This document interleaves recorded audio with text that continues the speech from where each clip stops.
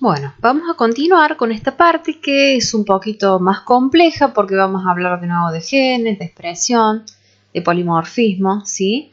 Pero bueno, vamos a tratar de explicarlo lo mejor posible para que lo entiendan.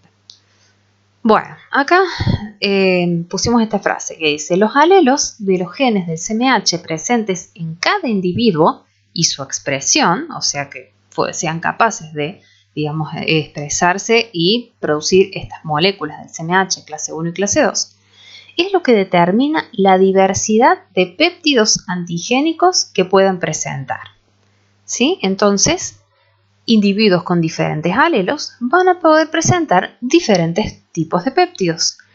Entonces, pueden significar que van a estar protegidos o no, ¿sí?, contra ciertos microorganismos. Unos individuos sí y otros no, de la misma población probablemente. Bueno, ¿cómo es esto? Primero veamos cómo están organizados los genes del CMH. La organización de estos genes es bastante conservada entre las diferentes especies, ¿sí? Pero bueno, principalmente todas tienen esta conformación. Existen 3 losigénicos, ¿sí? De clase 1, que codifica para las moléculas de clase 1, el de clase 2, que codifica para las moléculas de clase 3, de clase 2, y el de clase 3, que codifica para otras cosas que no son moléculas que presentan antígenos, ¿sí? Como por ejemplo acá están codificados algunos componentes del complemento, proteínas de shock térmico, el TNF-alfa está codificado acá, ¿sí?, dentro de los genes del CMH. Bueno, habíamos dicho que una de las principales características que tenía el CMH es que era polimórfico, ¿sí? ¿Esto qué significa? Que para cada locus, ¿sí?, digamos, donde están estos genes, digamos, que codifican para estas proteínas, acá tenemos dibujado solamente el locus de clase 1 y el de clase 2, ¿sí? Para cada locus existen, además de varios genes, existen diferentes alelos dentro de una misma población, ¿sí?, o una misma especie animal, pero cada individuo posee y va a expresar solamente uno de estos. A esto nos referimos con polimorfismo. Miren, para las moléculas de clase 1 que existen del tipo A, B y C, tenemos un montón de alelos distintos. Esto es para el humano, ¿sí? Está sacado del libro Tizard, pero bueno, han puesto el ejemplo de humanos. En la raza, mejor dicho, en la especie humana, existen 851 alelos diferentes para las moléculas de tipo 1, ¿sí?, de tipo 1b. 200 y pico también para las de tipo C y 500 y pico para las de tipo A. Esto probablemente hoy en día este número sea mucho más grande, ¿sí? Esto es del libro Tizard, pero son datos de 2007. ¿Qué significa esto? Mientras más cantidad de alelos existan en la población, las combinaciones entre ellos, ¿sí?, cada individuo va a tener una combinación, va a tener un alelo de estos 126, más uno de estos 81, más uno de estos 500 y pico. Entonces, la variabilidad es enorme. Estas son las combinaciones que puede haber entre, digamos, estos genes al azar, ¿sí? Entonces, diferentes individuos van a poder, digamos, presentar péptidos de diferentes antígenos, lo cual, digamos, mientras más grande sea la variabilidad dentro de una población, le confiere mayor protección al grupo como especie, ¿sí?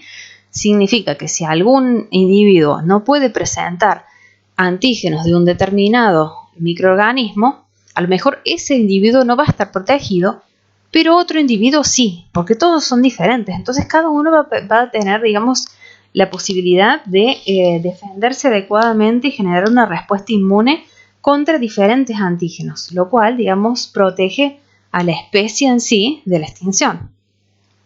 Bueno, este tema lo pueden ver bien en Tizard, está mejor explicado que lo que puedo explicarlo yo capaz, ¿sí? Es muy interesante. Bueno, a ver, para ver si se entendió, probemos con este ejemplo. Me parece medio raro hacerlo acá, digamos, en la computadora, yo se los digo cuando están en el aula. Imagínense que tenemos un mazo de cartas que representa a todos los genes existentes del CMH.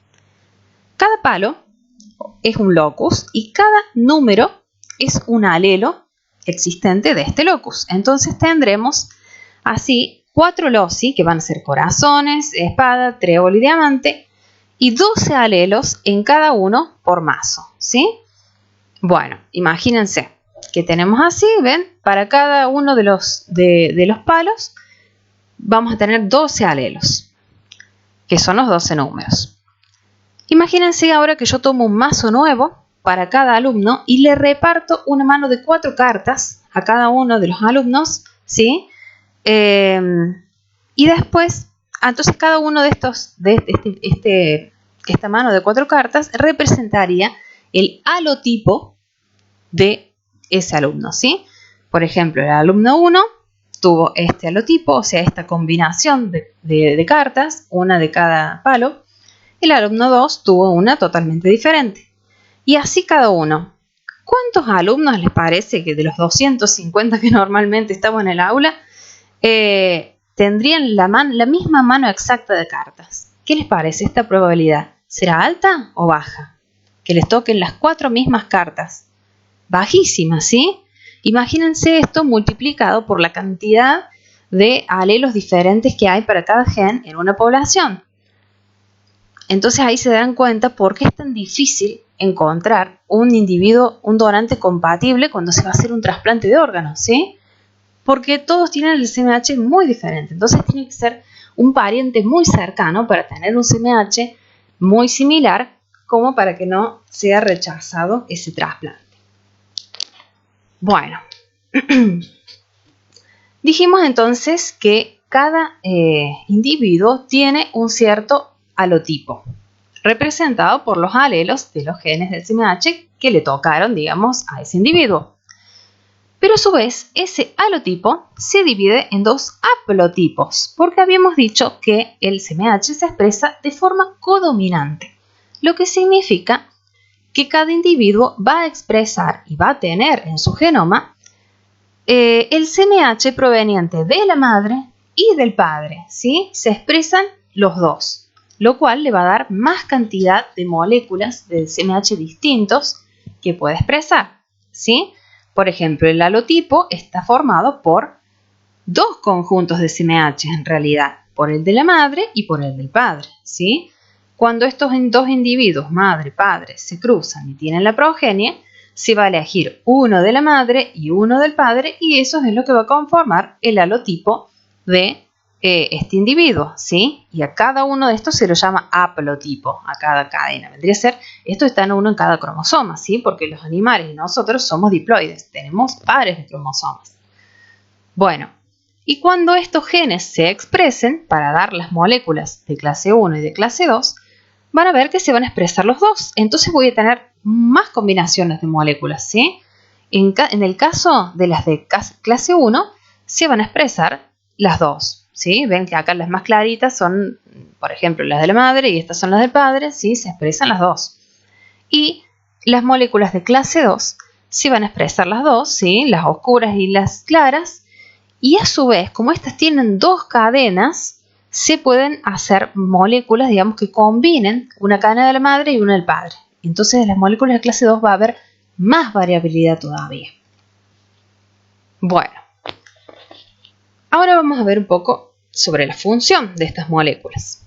La función inmunológica de las moléculas del CMH es la presentación de antígenos a las células de la inmunidad adaptativa, de los linfocitos T.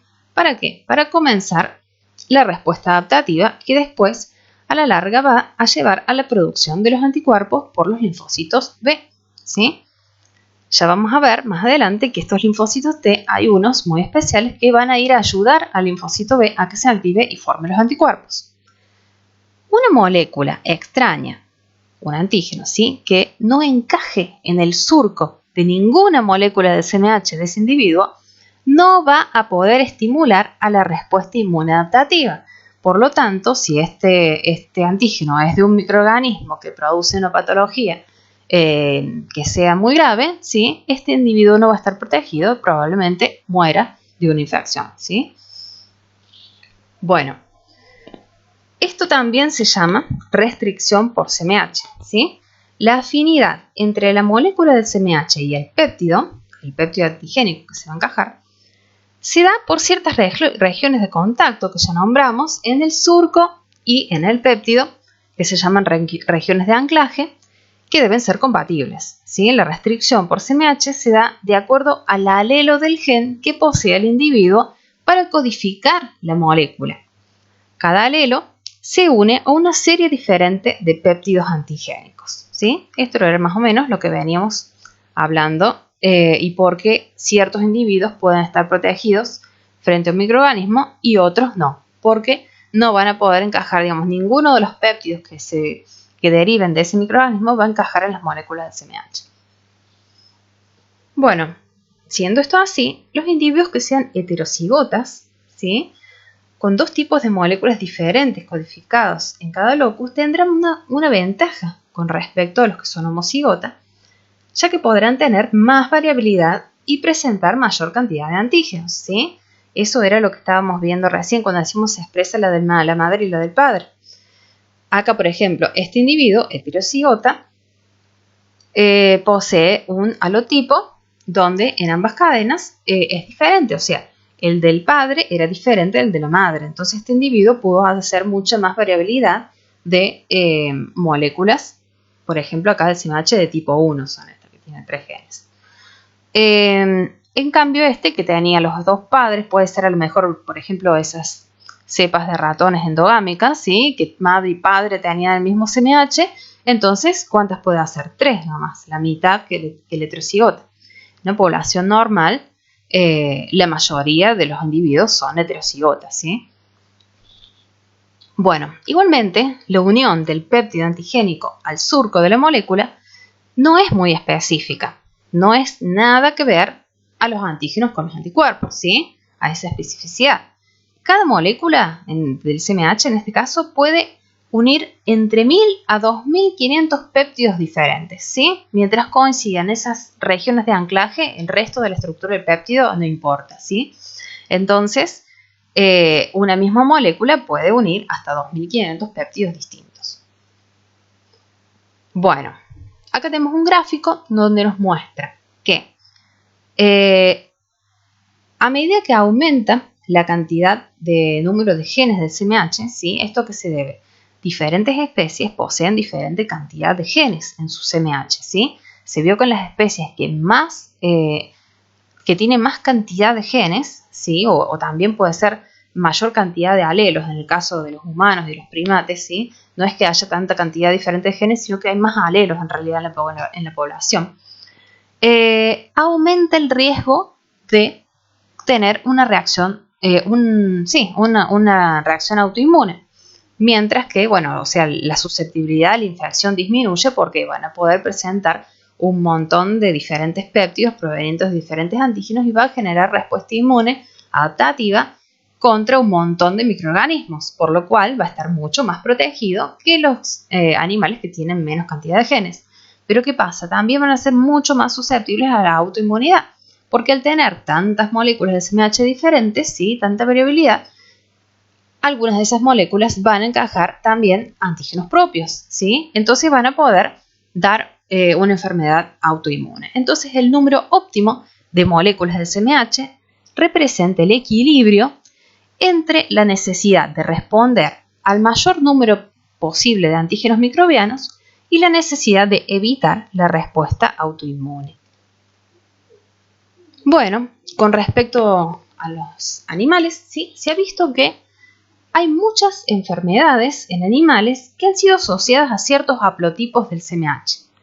O sea que la combinación de ciertos alelos puede resultar en la susceptibilidad o resistencia a ciertas enfermedades infecciosas en diferentes especies animales. Esto está dado claramente por la posibilidad o no de poder presentar péptidos derivados de estos microorganismos y obtener así una respuesta inmune protectora frente a cada uno de estas enfermedades, ¿no? ¿Sí? Por ejemplo, se vio que los bovinos que tenían un cierto alelo, el alelo número 12, eran susceptibles a la leucosis bovina, ¿sí?, mientras que los que tenían otro alelo distinto eran resistentes, ¿sí? Y esto era porque estos eran los que le daban la posibilidad de poder presentar los antígenos de este virus, ¿sí?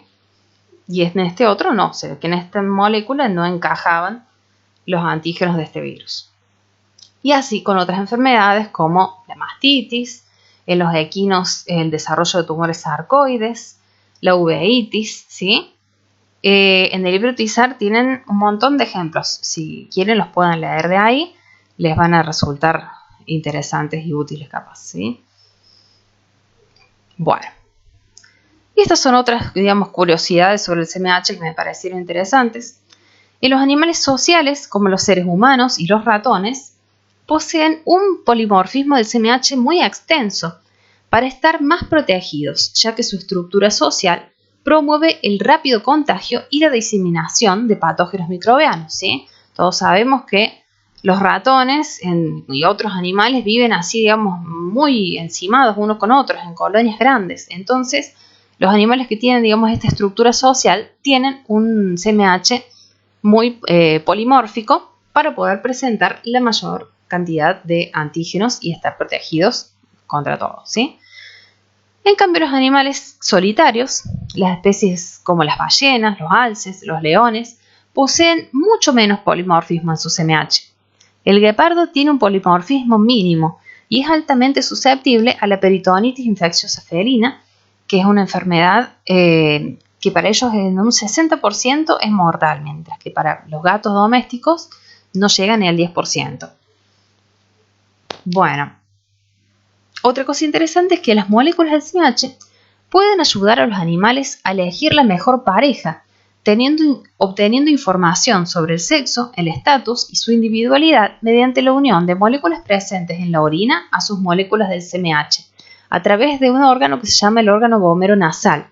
Así pueden elegir al que tenga un CMH bien diferente para aumentar el polimorfismo en la especie.